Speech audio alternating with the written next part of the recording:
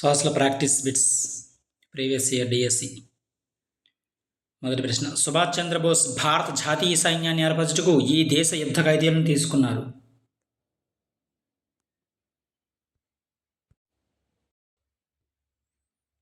సరైన సమాధానం Japan. Japan దేశ యుద్ధ ఖైదీలను తీసుకున్నాను.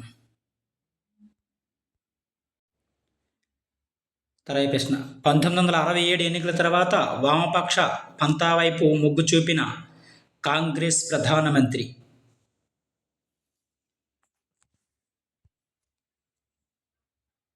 ఇందిరాగాంధీ. తర్వాత ప్రశ్న, హిమాలయాల్లో విస్తృతంగా కనబడే అడవులు క్రింది వానిలో? శృంగాకారపు అడవులు అనేవి ఎక్కువగా కనిపిస్తాయి. తర్వాత ప్రశ్న, ఐక్యరాజ్య సమితి 1989లో రూపొందించిన బాలల హక్కుల అంతర్జాతీయ ఒడంబడికపై సంతకం చేసిన దేశాల సంఖ్య?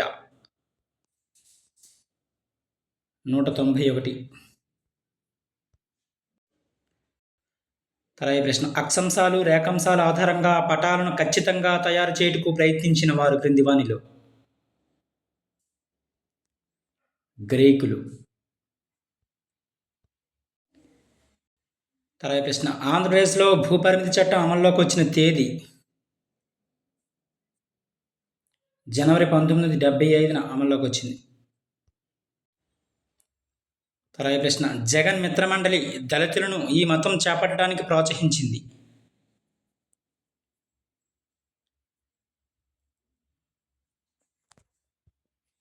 బౌద్ధ మతం.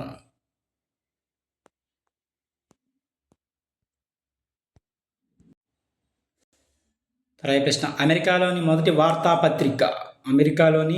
వార్తాపత్రిక పబ్లిక్ అకరెన్సెస్.